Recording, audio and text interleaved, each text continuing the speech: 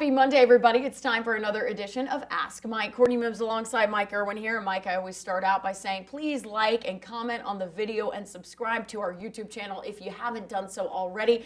Last week was one of our highest liked videos. So, hey, it helps. You guys hear my plea and like the video, and it's shown. So thank you so much for doing that. And I think we ought to just have fun today because my brain is all over the map, so I'm not even sure what I'm going to say. Okay, all right. So if we just go and have fun, I think it'll be, if I say something really stupid, just ignore it. Okay, sounds good. I mean, Mike, we always have fun, but we'll have some extra fun today just because it's a Monday, and it's a Monday. It's the start of the week. Our first comment comes from Top Hog 19, who says, this season looks pretty grim, and he's talking about that men's basketball season there. 9 of the other 15 teams are ranked. We brought in good shooters that for some reason can't shoot.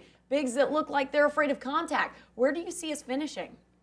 Okay, before I answer the finishing thing, just let me say you're basing that on 3 games, because if you take those 3 games away, they were really making progress. I didn't see that they were afraid of contact in December. It's just that when you get into the SEC, I think there's a real adjustment, and it's not just the SEC, it's the teams they've played. I haven't seen the rankings on Monday yet, but I got to believe that Tennessee and Florida are still top 5. Yeah, top 10, I believe. Yeah, top 10. I think they're top 5. Surely they should. I think so. I haven't looked at the rankings and then either. Ole Miss has got to be in there, right in there somewhere, 6, 7, somewhere. So you played 3 of the better teams in the country, not just in the conference. And so you maybe start thinking that, I saw a lot of reaction over the weekend, this team is terrible and different things. We'll talk more about that later. I think you're kind of not looking at who they played. And so to make an assessment of where they're going to finish this early is a little bit too early to say that. A lot of people saying they're not going to win a game, blah, blah, blah, because they haven't looked at everybody they're going to play yet. The whole schedule is not this way. There's no easy wins, but it's not like the first 3 that they've played. Now, I've seen some projections. Most of them up until this week have been 13 teams getting in. Now I'm starting to see more like 12 because maybe they're starting to say, well, there's just no way any conference will be allowed to have that many in. But Arkansas was listed in one I saw as 14th, so they'd be 3 from the bottom, 14, 15, 16, with a 10% chance of getting in. Why we have this need to project where a team is going to finish and what their odds are of making the tournament when we're sitting here in the middle part of January, I don't know. People just like to do that. But I just want to point out, is that accurate? If we went back and looked at where other teams were picked in any conference you want to name, this early in conference race, and you start making these projections, how many of these projections turn out to be correct? It's not allowing for changes that happen as the conference goes along and things don't sit, and whatever happens the first two weeks doesn't necessarily repeat itself over and over and over again. So I don't think you should allow yourself to believe that this team is going to continue to do in every game what it's done in the first 3. And so my answer is there's no way. Where do you see us finishing? I have no idea. Depends on how the rest of the conference play goes. Well, I'd like to have another week or 2 to try to analyze this a little better. This is based on 3 games against maybe the three of the best teams they'll play. Well, three that are very tough. There are still 2 or 3 more that are probably as good, but yes, it's just, come on. Yeah, you still got some really tough teams in that conference schedule coming up. Red Dog Razorback asks, I realize analytics is a big part of sports, but what is wrong with Arkansas's 3-point shooting? Do you think the 3-point shooting will change this year, or do we change the offense to score a higher percentage shot? Well, Cal said something after the game people should pay attention to, and that is maybe we should change the lineup. And what he was talking about was going with 2 bigs more. Ding, ding, ding, because ding, ding. What that does is it allows you to attack the basket and not go one-on-one like Boogie Flan going in and just hoping that 3 guys he can somehow get one of them to foul him. Yeah. And that was a big problem against Florida, is that you had these guards going into attack, and then it was like there's 3 guys that collapse on them, and they don't even think about it. There were a couple of times when they dished off to Jonas Adu, and it was like suddenly somebody realized this guy's on the team. He can actually do things if you flip the ball over to him there. And I think that's what Cal was talking about. Our bigs can help out there. And if we have 2 of them especially in there, they can even If one of them's covered, then he dishes off to the other. So I think part of it, the answer is to change it a little bit. But I still think that when you talk about three-point shooting, that is an athletic thing. There's an athletic thing you do in all sports. I don't care what you're talking about. If you're talking about a baseball player trying to throw a curveball, or a golfer trying to hit a drive, or a shooter trying to hit a jump shot, whether it's a three or a long two or a short two, there's a thing you do. And if you do it well, you do it with muscle memory. What is muscle memory? It's something that you've done so many times that you don't think about it anymore. It's just a rhythm. It just happens. And what happens to disrupt muscle memory is you suddenly, it's not working. And you go, what is happening here? And then you start analyzing in the middle. It happens to me on the golf course. Play 2 or 3 rounds, playing really good, feeling good about myself, get up suddenly, and I'm hitting the drive off out in Wackoville. And I start going, what is this? And then I start thinking in the middle of my swing, make sure there's a downward move here, and then you got to turn those, and you start thinking about all that stuff, and the next thing you know, you're totally messed up. And I think what's happening to these guys is, and especially Nelly Davis, is something that he does naturally without thinking about, because it's not happening for him right now. He's overthinking it, and all of a sudden you're trying to think the ball into the basket, and that's the worst thing you can do. What I'm saying is, what they were doing in December, they were shooting the ball well. Some of the drop-off is due to playing against better defenses, but I promise you, if you go back and look at video of these 3 games, you will see wide open shots that didn't even come close to going in. Yeah. And that's not going to stay that way. Sooner or later, you're going to figure out, okay, I hit that one, yeah, and then you get back into that rhythm again. I don't think they'll shoot this poorly all year. I hope not. And to your point there, a lot of it is, yes, you can shoot the 3 great in practice. I've seen some guys go lights out from the 3 in practice. In a game situation, they can't make a 3. Well, and I get what you're saying is because it's the situation, and sometimes you're thinking too hard about it. Muscle memory still has to be a factor in that. No matter how many people are watching you, it's a muscle memory thing. You just have to relax and do it. Right, exactly. But what I'm saying is there's another thing too, and coaches will tell you this, is that to have your 3-point shooting percentage go up, what do you need? A shooter needs 2 things, time and space. If they have those things, right, and like you're saying, you have those things to create good looks from 3, then it's another thing. It's either going on in here, or maybe it's because that the shooter is making bad decisions as well. And that's things you have to look at. So it's not just one thing that you can pinpoint and go, this is why their 3-point shooting is terrible. It's a couple of factors that go into it. And I think what Red Dog Razorback is saying, can you change the offense? A lot of coaches do. Coach Cal may be thinking, okay, I can tweak some things to create time and space for my shooters. What else can I change? Like he mentioned, the lineup. If you don't have the guys who can execute what you're asking them to do offensively, you've got to change something. And so he's doing that. He's saying, look, there may need to be a lineup change. I think I even tweeted it on Saturday. I said, Coach Cal's finally playing the lineup I like. Oh my goodness, here it is. I like this lineup. And so maybe he's starting to figure that out as well. We'll see it moving forward if he plays that lineup a little bit more, where it was Brazil, Adu, Boogie, DJ, and Adu Thero out on the court. I like that lineup. But there's a couple of factors that go into it. I just don't love how in practice you're seeing these guys shoot really well. Like on that Noah system, if you go back and look at some of the videos that the Razorbacks have put out, who leads on the Noah system in practice? Who has the best shot? Who leads? At times on those videos, I'm not in practice, I can't tell you, but on those videos, there's one name I see at the top. Nelly Davis. So he's shooting well in practice. He is shooting well. So I think there's some of what that goes into it. In the post-game interview, Jonas Adu said something about Nelly that I think people should pay attention to because it made a lot of sense to me. He said that in our previous schools that we were at, all we were expected to do was score. And so by doing that, we led by example. But here, we're supposed to lead verbally. And he said, neither one of us are used to that. And we're going to have to do it because we're the older guys. That tells me Cal is telling them every day, you two guys are older. You have to help these younger guys. You have to lead. You have to be encouraging. And what Jonas Adu seemed to be saying is, how can I lead? How can Nelly lead when we're not scoring a lot of points? Yeah. And the answer is you still have to do it. You take on the role more of a coach. The coach scores no points. No. But they have to listen to what they say.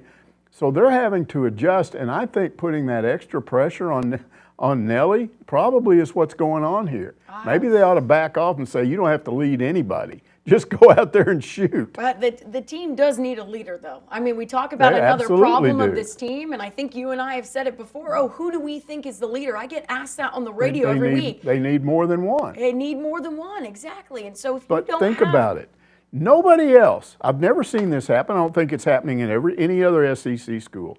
Nowhere has there ever been a new coach that came in and every single guy on his team was new. Now you say Brazil's not new. He went into the portal and came back out of the portal. So every guy came out of the portal. Everybody. Yeah. Well, you're seeing it more and more. You're seeing these it more, days. but not to that extent. You still have to build around something that's already there. Because if you don't, you get what Jimmy Dykes talked about when he was doing that Florida game. He said, the pieces are really good. They don't fit together right now. Listen, you may not see it a lot at the D1 level. Well, you do see it more and more with the transfer portal, but at the D2 level, I mean, I did a story on it with D2 coaches talking about how they all have their guys leave every year because they go, oh, I got really good, and now I'm going to a D1 school, you know. So they talked from experience of how difficult that is. And yes, it is very difficult to do, but you're going to see it more and more and more with the transfer portal and what we have these I think days. you're going to see it less because I think revenue sharing is going to reduce the number of people jumping. Let's hope. I hope you were right on that. Shane Knight wants to know, what has happened with this historically strong program over the last 20 years? Muss aside, it's been bad. Hogs have the money, facilities, and tradition. Okay, I'll tell you what happened. You go back to Nolan, they hired the wrong guy to replace Nolan. You know, there's a guy at Kansas, Bill Self, that wanted the job because of your president or chancellor at the University of Arkansas. Instead, you got Stan Heath, a one-year wonder at Kent State, and never repeated that anywhere else. So that's where you start.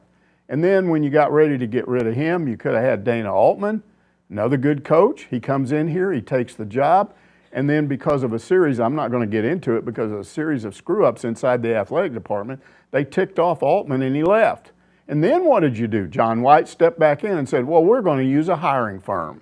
And they hired a hiring firm to get John Pelfrey, the worst basketball coach at Arkansas in the 49 years I've covered the program. He had a bad staff. He didn't know what he was doing. The team was terrible.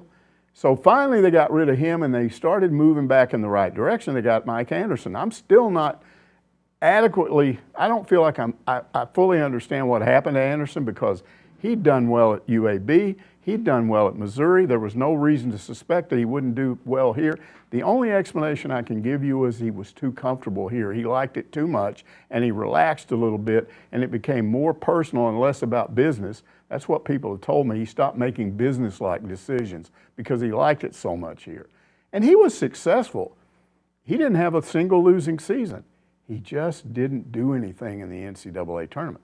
So they got rid of him, and then they got Muss. And Muss was the first guy to come in here and use the portal. And he was using the portal really well until that last year when he almost totally changed the team. And then what happened?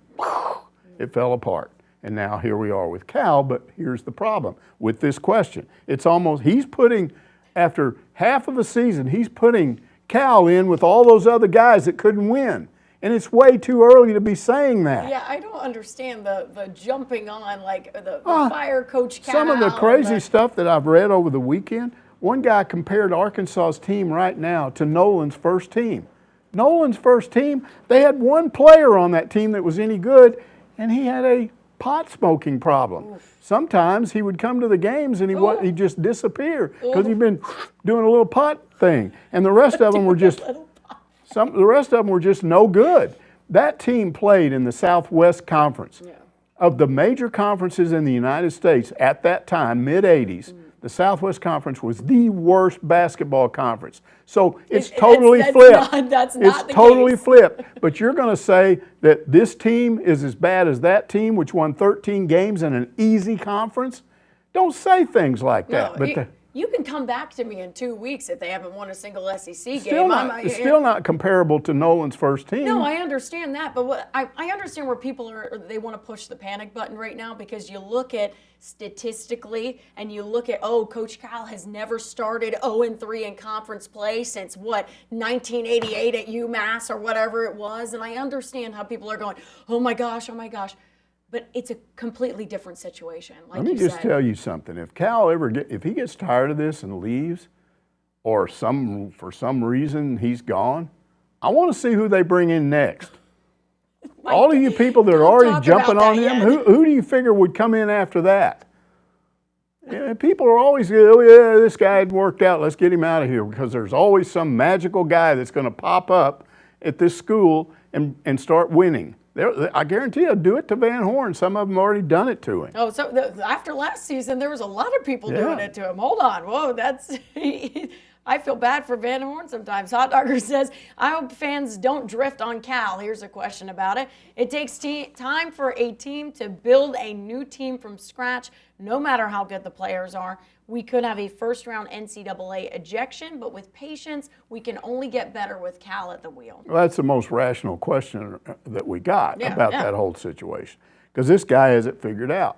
And if you agree with him, you're going to be labeled a homer, a Kool-Aid drinker, sunshine pumper, tool of the athletic department, or whatever. But that is logic right there, to look at it that way, because it's based on not really knowing Cal's background, but not really projecting into the future, because you can't do that right now. No, and you've got to give coaches at least a season to see how it goes. I mean, we can't bring out the pitchforks after 3 games of SEC play in a non-conference slate. I mean, to me, that's crazy. At least at the end of the season, we can give our analysis of how it went and what we feel like. But people bringing out the pitchforks this early, guys. Yeah, it's a little weird.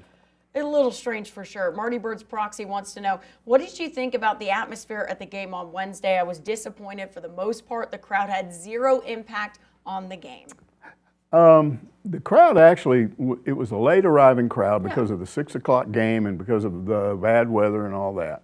So I can understand. Arkansas, historically, at those 6 o'clock games, the fans arrive late. They just do. By the time we got about halfway through, it was about 14,000 people there, which wasn't bad for a Wednesday game. So that wasn't the problem. The problem was the crowd. For the first time, we saw a big crowd since Cal has got here, but they just kind of waited for something to happen. They weren't. At one point, they flashed on the scoreboard some stuffed graphics that said, stand up, cheer, be loud. It's almost like you had to be told what to do. And then it didn't seem to make any difference. I can tell you, Chris Beard, every time Arkansas started trying to make it, he just called timeout, and then the crowd went dead again. Yeah. In the old days, that would never happen. They would just get back up as soon as the timeout was over, and everybody would be going crazy. Some of that is a change in just the way things are done these days. It hasn't been that way in a long time. In order to have a fan base react to a midweek game like that against a good opponent, Ole Miss, but maybe not a top #1 team or whatever, Arkansas would have to be top 10, top 5. Where Arkansas is ranked in any sport has always had a big effect on how the crowd turns out and on how they react. That's just the way it is. This isn't anything new. That part isn't anything new. They're always going to react more if the Arkansas team is up there. This team is not ranked right now. That's going to put a damper on a little bit of that. The crowd, I wasn't at the game on Saturday because I didn't work, so I don't know. I thought it was a lot better. Okay. I was at Wednesday and Saturday, and I thought Saturday was a lot better. So, and Cal even mentioned, and I think it was, which one was it, Theoro, that came in and had a dunk, and then he said he turned around and gestured to the crowd, and he said that's the first time all season I've seen one of our players try to interact with the crowd personally. That's another thing that we need to mention. Yeah. I don't think these guys feel comfortable in front of this crowd. I think that it's like you walked into a room full of strangers, and that's what they are. You don't know them, and they don't know you. And I think these guys have kind of been tiptoeing around like, we're not playing well. These people probably don't like us. And there's been very little of that gesturing toward the crowd and a player having personality. When Oliver Miller was here playing under, under Nolan, it was just like Big O just knew how to play to the crowd, and they loved him and they reacted to him. And there have been other players that have done that over the years. And this team doesn't really have anybody like that, and they need to start doing that. Yeah, it's weird because there does feel like a disconnect, and that was one of the things that I heard from a lot of fans who reached out to me after I went, where is everybody? What's going on, you know? And everybody has their own reasoning for why, okay, the crowd's not here, whatever. And I do understand a 6 o'clock tip when you're trying to get home, you know, you're trying to go from work to the game, and there's traffic on 49, and people are like, we're trying to get there, we promise. And so I understand a lot of that. But the other thing, too, is a lot of people go to me and they're like, Courtney, we just don't know this team. That's right. We just don't know and them. they don't know you. And that's the other thing that has to be, you not putting yourselves in their position. If they don't even feel comfortable about gesturing toward the crowd, because I don't really know these people, they might think I'm stupid if I do that. Yeah. And so it's going to take a while for some of these guys to adjust. They're just now seeing a full arena. Yeah. Remember, in December, it's always been 8,000 there. And it's always been, oh, okay, this is Pacific. We don't know who they are. And they're little people, they're going, yay, yay. And the players are now seeing it kind of full. And it's like they suddenly, like you're going to have, you're in high school and you got the junior play and you practice for it and you know your lines and everything. But you're out there and you're looking at the audience and you go, ooh, I don't know. What do they think about me? You know, they might not like me. You know, I just think it's like there's a wall between the players and the fans right now. And to maybe combat that, I mean, part of it is just you as a player building relationships with the fan base. You know, getting on How do you do that? Well, getting on social media, using social media, talking to the fans, you know, making a real connection, which you know some of the players do. I mean, I feel like Devo Davis was always getting out there and talking to people. I mean, obviously he's an Arkansas kid, but I feel like he was always doing things to connect with the fan base. But he was here for 4 years. He developed into that. He developed into that. So maybe it's staying here for a little bit and doing that. I do think some of it is about interacting with the fan base. You know who was good at that left the program on the football side of things is Snacks. Snacks made it, you know, he was only here for a year, but he made connections with the fan base. There are people that still are like, man, I like you, man. I know you left, but we like you. So that's a good example of what you can do. DWR says, I strongly believe that just spending money on coaches and players does not translate into wins. The basketball team is a prime example. Winning has always been about team, not me. Well, on the surface, I would agree with that, but he's basically saying that's what's wrong with this team, that it's all about them. I don't see any evidence that there's one guy on this team that is selfish, that only cares about the money he's making.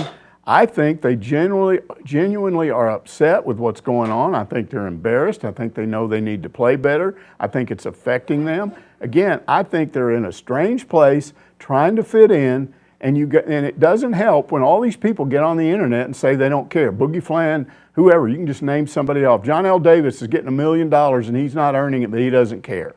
I mean, do you know him? Did you see him walking down the street somewhere in Fayetteville and you heard him say to no one, I've got $1 million. I don't really care if we win or lose or if I can shoot. You didn't see that, but you're making that assumption. So that's what I disagree with, is this idea that, it's about money anymore. I think money helps. I'm sure they're not turning money down, but unless you're talking about a guy that jumps at the end of the season to make more money at another school, I think it's unfair to say that player only cares about money. I know what athletes are like. They still want to win. Mm-hmm. They still want to be successful. And coaches still want to win too, guys. I don't know.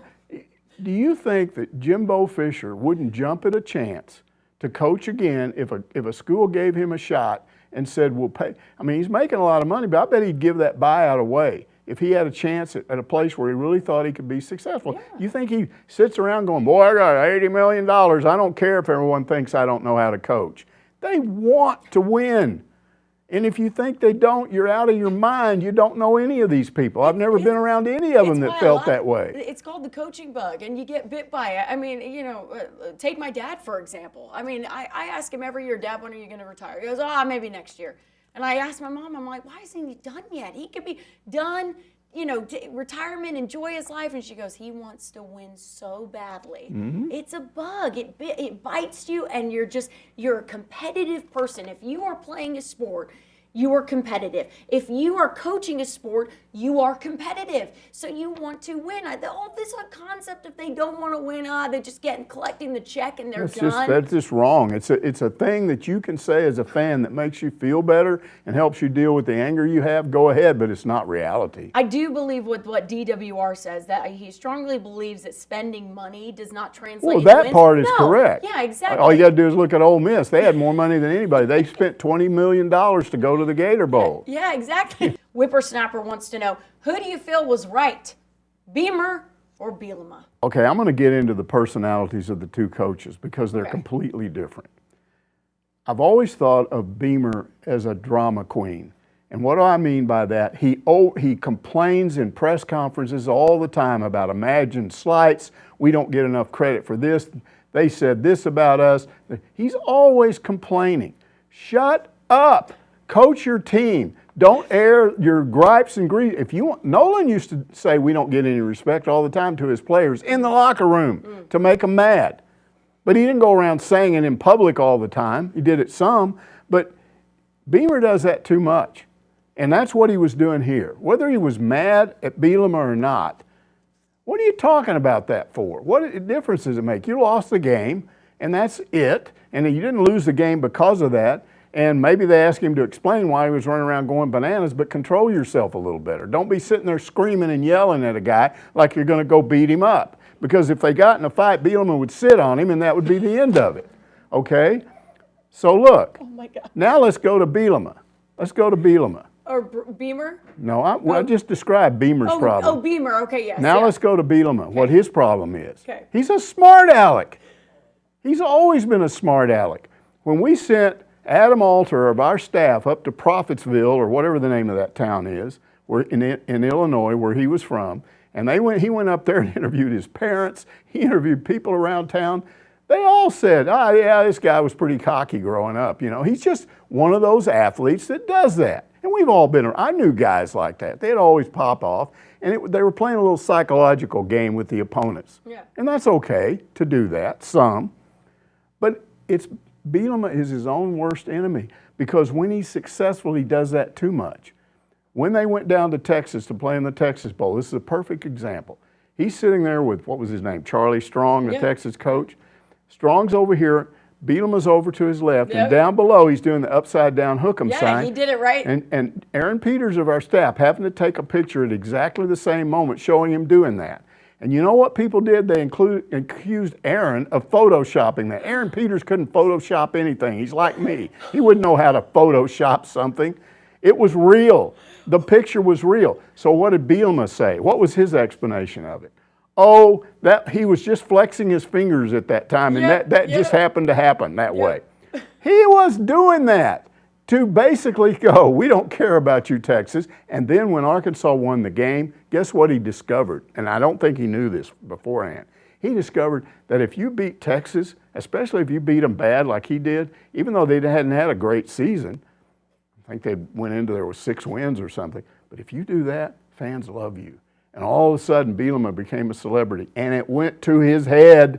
He started going around being a smart aleck. Guess who he ticked off? Some of the guys on his own staff. He lost 2 really good coaches off his staff because they got tired of that. And he didn't replace them with guys that were as good as they were. And the team started to go downhill. But I give the guy credit. He blew it. He blew the job here. He went backwards. He got fired. But he didn't give up. He went out, he took jobs for free, worked for free at first, worked his way in, got some more jobs, worked his way finally back after a long process into another Power 4, Power 5 type head coaching job, and he's done the same thing with this. They've gotten better every year. But he's at the same point now, really beyond where he was here, where they're really good, but he better stop that stuff.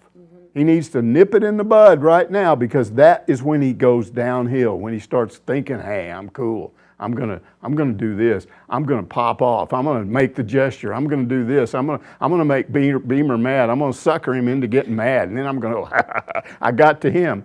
Stop that stuff.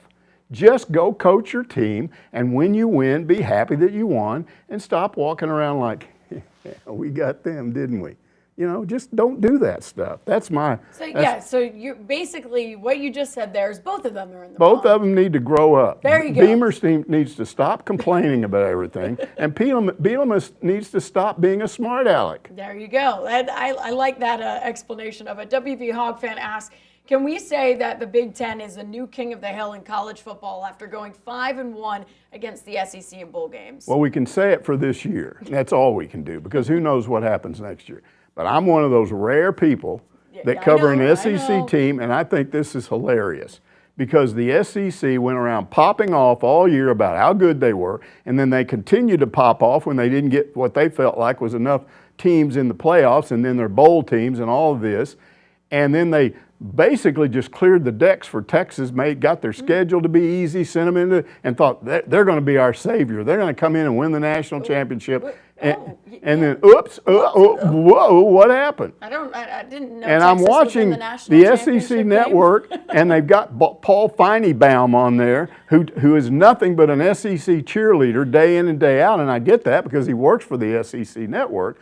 But come on, I thought he was going to cry when he had to acknowledge that the Big Ten dominated the SEC this year. They did. You're not perfect. It's not always, it doesn't always just mean more here. Sometimes it means more somewhere else.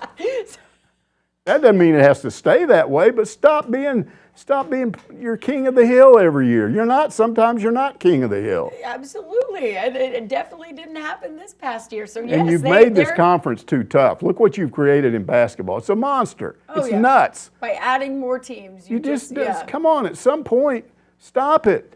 What are you going to do? Go find 2 more really good teams and steal them and bring them in here and make everybody just kill each other every year? I wouldn't doubt it. I mean, there was rumors. You remember when the rumor mill was going on? Maybe FSU and Miami wanted to join and all these other, it's crazy. It's crazy. Alyssa doesn't like that idea of I don't like it either. I know. I agree with you, Mike. Eddie Lynn says, I got excited when I read that A.J. Green is returning to the football team. I always thought that he was underrated as a running back, but then I saw he's coming back as a walk-on cornerback. What? Well, what? I was talking to somebody that covers the portal stuff, and he told me, he said, look, part of the problem here is the way that got reported. He said a fan found out about it first and kind of put it out there. And then we all weren't sure if he was right, and then he turned out to be right. And then all of a sudden, everybody's saying that he's coming here and he said, somebody needs to tell Sam Pittman to kind of explain these things a little better because he's not sure what's going on. It could be that A.J. Green agreed to do this, and now he's saying, I'm not going to do that. When I get here, I'm going to be a running back. Well, A.J. Green, why you're saying that is because, okay, yes, it was reported that he was going to be a walk-on cornerback, but A.J. Green then replied to one of those reports. I'm just explaining it for people out there. Replied to one of those reports that said RB, laughing emoji. Right. So now a lot of people are going, okay, so you're going to be a running back. But we need to know the full story here. We need to know what's going on because I do believe I saw 5 other people who were messaging me about the rumor mill about him coming back. And so every one of those people were talking about him being a cornerback because he did play cornerback in high school. But here's the issue with that. Okay. There's still a lot of Razorback fans, you can find them everywhere, that thought he was a really good running back when he was here before, and they didn't understand what happened to him because he was playing well, he was doing things, he was helping them win games, and then suddenly he just vanished. They just weren't using him anymore. And so they all got excited when they found out he's coming back because he's kind of a combo back. He's not real small. He's got decent size, and he's not as fast as D-Mac or somebody like that, but he's got really quick feet, which means he can cut and adjust and speed and accelerate and slow down. And he's a really good back, and they don't have anybody exactly like him in the running back room right now. And so that's why I think people are wanting to know what's going on with this story, because I'm not too excited about having him come back and adjust and learn a new position. I'd like him to come back and do the position he's already good at. But to be fair, he played cornerback in high school, but and was a good cornerback in high school, but that's not college. I know. So he'd have to be doing something he hadn't done in several years. Absolutely. So it's important to find out the truth on this. I'm curious if maybe it was, okay, we'll bring you on as a running back, but maybe you'll play some over at cornerback if we need you. How about somebody explains it? Let's have a press conference, Sam Pittman. I mean, we've got all this portal stuff now. You've never really explained any of this stuff. And also, it's a good reason to have a press conference because Hog Redneck wants to know what's the story on Arkansas's new secondary coach. And I'd like to hear what Sam Pittman has to say about So far, that no one said anything about that, have they? Has there been it hasn't even. There hasn't been an official announcement, to my knowledge, as of Monday when we are recording. So we all just walk around going, huh? Hey, Sam, wake up! You know, there are people in the media that kind of are trying to help you right now, and you seem to be asleep on some of this stuff. I mean, if you're going to convince people this program is turning itself around, then give people a reason to be excited about this portal class and about your signing class. And he needs to do some of that, absolutely, right now. I mean, this new secondary coach basically played for Alabama. Then I think he was an analyst and a grad assistant and then an analyst under Nick Saban, so he starts off good there. Yeah. Then he went to a couple of NFL teams, Seahawks and Atlanta. Yes. And one of those, he was an actual assistant coach. So the guy's got an NFL background. I can see where that would help in recruiting because you're trying to convince these guys, come in here and we'll get you to the NFL, where if your coach has been in the, has coached in the NFL, that's a good way to do that. And he was a really good player too. So, but as far as what kind of a coach he is, we're going to have to wait and see on that. We don't know. Hey, I'd like to hear from him. Nick Perry is his name, by the way, in case we didn't mention that. But I'd like to hear from him. And Sam Pittman usually, in years past, let him talk. When he has hired new assistant coaches, we've heard from those assistant coaches. So maybe there'll be a press conference in the near future. Maybe he'll hear our plea and do one of those. Yeah. Okay. Jerry Anglin asked, did I get that right? Jerry Anglin, I hope I pronounced your name right. Don't know him. Is the portal closed now? Can you assess the new transfers as a group? Will they make this team better next season? As near as I can tell, the portal is closed. Yes. I think what he's asking is have they brought in everybody they're going to bring in now? And I don't know. I think they're close to it. The problem is when you add up the number of true freshmen that are going to be arriving on campus, or at least will be here next year. And then you combine the 20 or so portal transfers, you're up over 40 players. That's over half. That's almost half of your 85 scholarship limit. And I think technically right now they're over the limit. So something's got to give, and I think that explains why Green had to come in as a walk-on. Now what will happen is after they go through spring, there'll be another portal. And I will promise you're going to see some people exit, because they got to make the numbers work. Correct. And I think when all of those people exit, you're probably going to see Green with a scholarship. And I was asking Otis, for instance, because I'd heard this stuff about, the roster limitations and how you're going to have to be down to 85 and there are going to be no walk-ons anymore. Well, that's not going to be true next year because the SEC waived that rule for 1 year. Okay. So you can still have walk-ons next year. So I guess it's possible that Green could remain a walk-on, but I don't think that will happen. Or get a scholarship. Or get a scholarship, because what has to happen is they've got to have some people leave. Yeah. And I was also told there probably will be three or four more new guys come in the spring after they evaluate, see what they really need and what they're deficient in, and then there will be some players, I promise you, because of their lack of participation in the spring and practice in the red-white game and all of that will say, yeah, I better leave. I'm not going to play here. Yeah, absolutely. Tim Tino asks, I saw on social media that NIL agents for college athletes are usually getting 20% when agents for the NBA, NFL are getting anywhere from 3 to 5. That doesn't feel right to me. Yeah, you've got a friend that's an agent. Yeah, in Florida. Yeah, he actually responded to that whole post and argument. If you've been Let me just say before you media. Start getting specific on this, I think that's bad.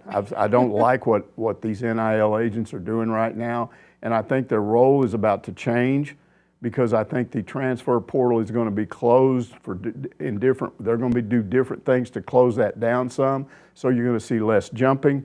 I don't think they're going to be out there selling their players to other teams. I think they're going to reduce that to almost nothing.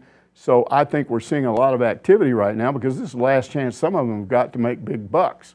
And then as you pointed out, and as the agent pointed out, when you work an NFL deal with that's for 5 years or Yeah, something. right, exactly. These guys are working out something for 1 year, so they need more money on the front end to make up for the fact that they're not getting 3%, they're 3%, 3%, 3%. Exactly. So it looks crazy when you look at it from 20% to 3 to 5, but really when you break down the numbers, right, 20% of $1 million deal is $200,000. But really, if you're getting a $10 million deal or however much money you're getting in the NFL or NBA, that's different with 3 to 5%. That could be around $300,000 or But whatever it adds up every year. Exactly. So but there's other reasons why some are charging 20%.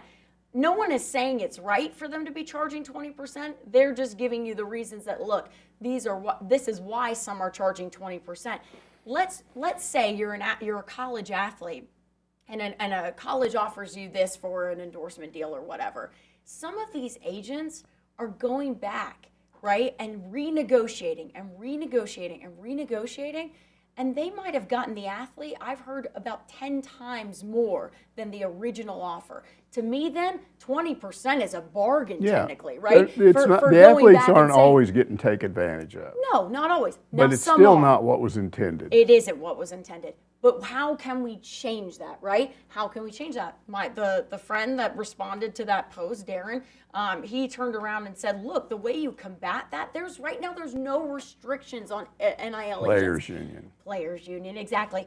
Why can the NFL? Why aren't agents in the NFL getting more than 3 to 5%? Because the Players Union said you can't do that. Right. You can't get more than that amount of money. So how do you stop this? You put rules on it. You have the players unionize, and they say no. Agents, you can't get 20% from us. You can only get 3 to 5%. And then put some actual rules on NIL agents, right? Actually make them go to school and have like legit backgrounds in this stuff rather than just your cousin Frank who wants to help you out and get some money off of it. And then you could hire Raleigh Williams, who played at Arkansas. Exactly. And he's a former wasn't huge, but he's still a tough guy. And you bring him in here, and then he calls these agents in and slaps them around in his office and scares them off, right? Sure. Raleigh Williams, there you go. That's... Just said I was going to have fun today. You were going to have fun today, and I appreciate you for that. Hammerhead28 asks, do you think college football should adopt the NFL kickoff format? The number of returns in college has to be at an all-time low, no excitement anymore. Okay, let's go back to what I think was the origin of the college new kickoff rule. Mm-hmm. And I think what they were trying to do was reduce injuries because they had determined that not just the return people, but blocking, tackling, all this stuff, that you got a lot of knee injuries because you got a lot of full speed, blindside blocking, blindside tackling. Everybody's full speed, running 20 yards, I'm running 20 yards, you're running 20 yards, and boom, and we collide and people get hurt. And so they created a kickoff rule in which you're stupid if you run it back. That's basically, I see it all the time. Don't run it back. Mm-hmm. Because when you try to run it back, you know what happens? You usually get out to the 20 instead of the 25 or 30, and then you get a flag, and now you're back inside your own 15. And so most coaches are telling these guys, don't run it out. And they've reduced the number of times a kickoff is run back, so you reduce the number of injuries, right? That was the original intent. Yeah. Okay with the NFL, but it does kind of take away, there's no real kickoff run backs very often. No excitement, I get that. Although we have had some because we've seen them, Yes, exactly. Including the other night with Ohio State. So what do you do with the NFL rule? It's really weird. They've got this basic rule that says you can't, if you're on the kicking team, you can't take off toward the guy catching the ball until he catches the ball. Mm-hmm. So you think, whoa, wait a minute, that's wild. But they move them over on the other side to your field. And so what they do is they compact everybody. And then they have what I call a receiving zone. So you can't even run the ball back unless you catch it in the receiving zone. Otherwise, you got these automatic, comes back to here, comes back to there, it goes here, does that.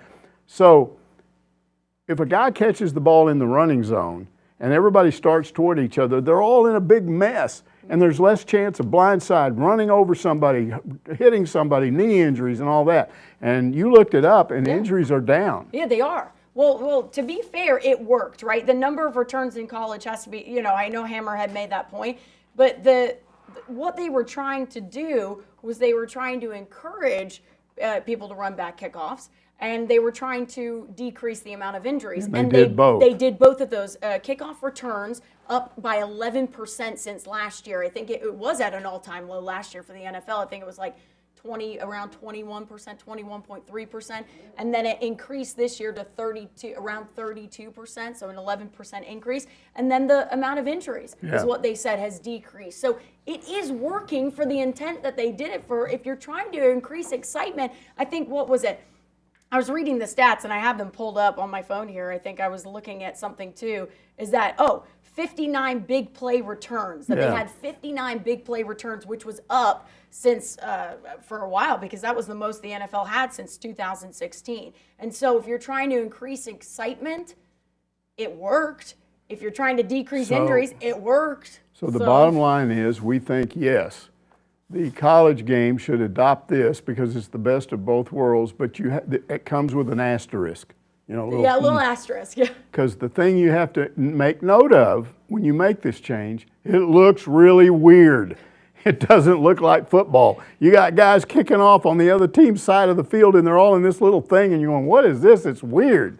But once you adjust to it, it's okay. Well, I think that was the big thing, is that people said this is super weird at the start, and then they were like, wait a second, this is really fun because you have some really fun plays that are happening. And so people just kind of said, okay, I'm okay with this, because I don't see many people How about if I hating on make it. a change? Okay. And here's on the kickoff. On the kickoff, everybody on either team just stands there after the kickoff, and you have one guy designated to tackle and one guy designated to run, and it's just a one-on-one thing.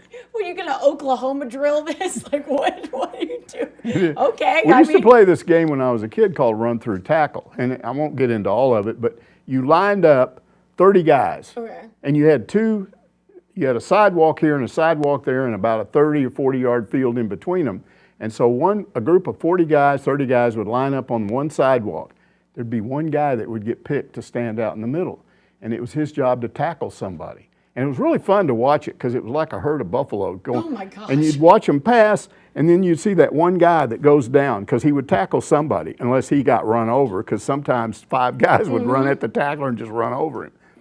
And then what happens is, once you get tackled, you have to stay out in the middle.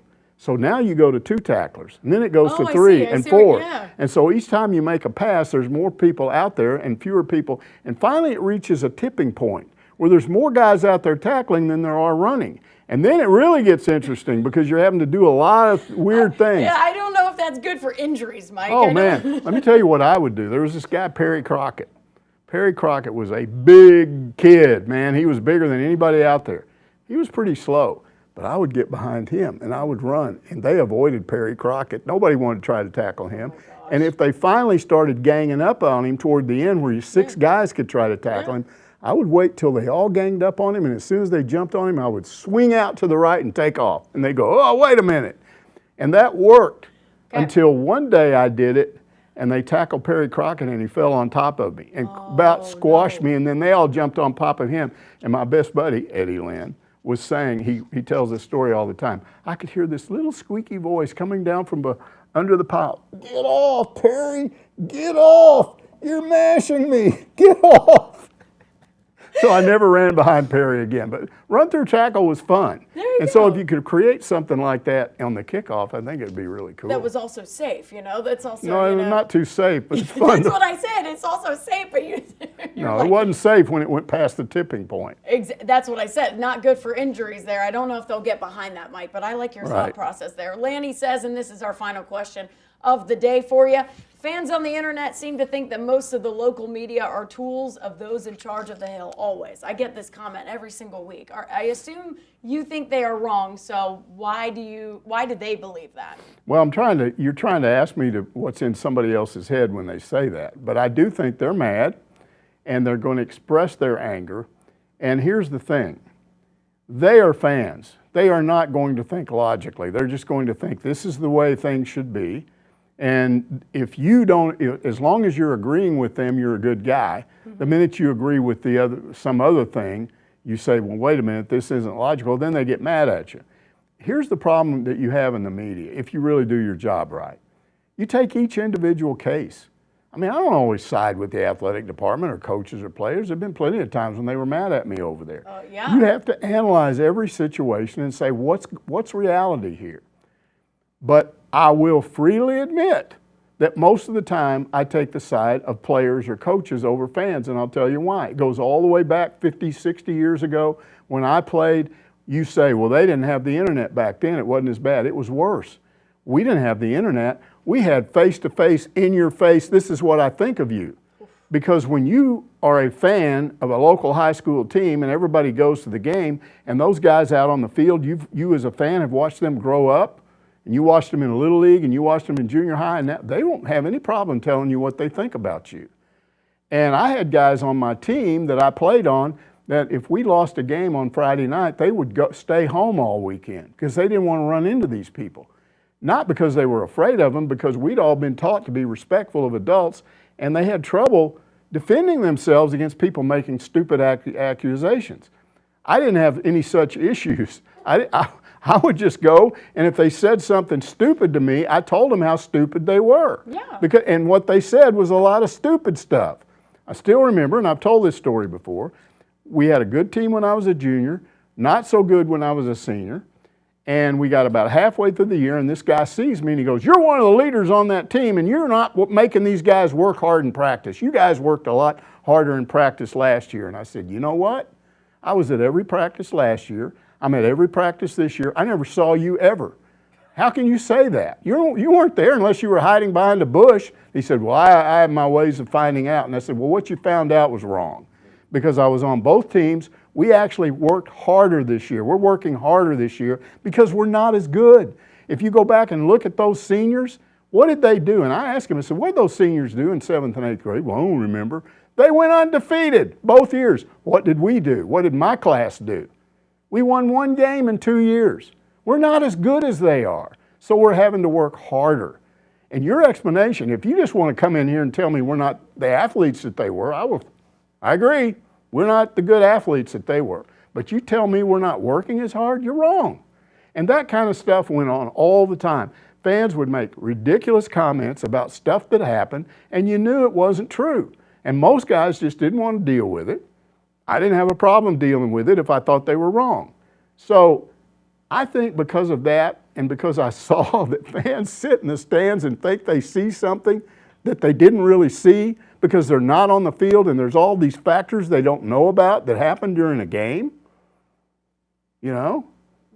I just came to the conclusion that most of the time players and coaches know stuff that fans don't know, but fans come up with explanations that the player side and the coach side makes a lot more sense to me than their explanation. I agree with you completely, because I've said it multiple times where people go, well, how do you not know what they're doing in practice? How do you not know this? And I go, guys, I am not in practice with the basketball team right now. That's right. We have not been to a single practice. Not I one. do not know. I can context clue. I can try and piece things together with, something somebody said here and something somebody said here, but I'm not watching it with my own eyes. You aren't either.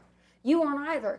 Same with the people at home. They're not either. And so I think there are things that go on behind closed doors that we just don't know about. You can say that you heard it from your cousin, who heard it from this guy, heard it from this guy, but there's just some things that we don't know about, that we don't know what's happening. If I'm in practice every day and I know what these players are doing, and I can see that they're not working as hard, I would get on the show and go, hey guys, I've witnessed it. They're not working as hard. That's right. But we don't know. And so you guys say all this stuff about, oh, you're just carrying the water for Sam Pittman, for Coach Calipari, for Dave Van Horn. What we can do is we can look at things how we see them, how you and I see them. That's what we can do. That's our job as media. And I can tell you, we sure as heck ain't going into a press conference and going, why haven't you been fired yet?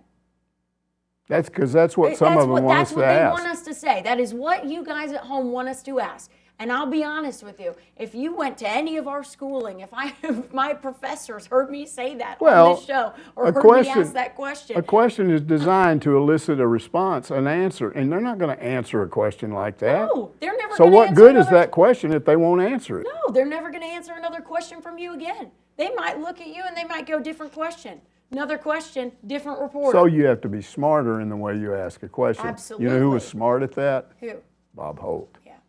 He just didn't give up. Yeah. If he asked a question, they didn't give him the answer. He came back with another version of that, and he just did it and did it and did it, and he finally got his answer. He did. That's the way you do that. You don't get there by saying, "Why haven't you been fired yet?" No, but you ask it in a way that you can't criticizing questions, and you can't. Bob would do it sometimes. I'd hear it. Yeah. I mean, he'd even throw back his witty remarks to coaches. Yeah. That you would go, that's how he's criticizing this team. He's not coming out there and asking, how haven't you been fired yet? He's asking critical questions in ways that you would go, wow.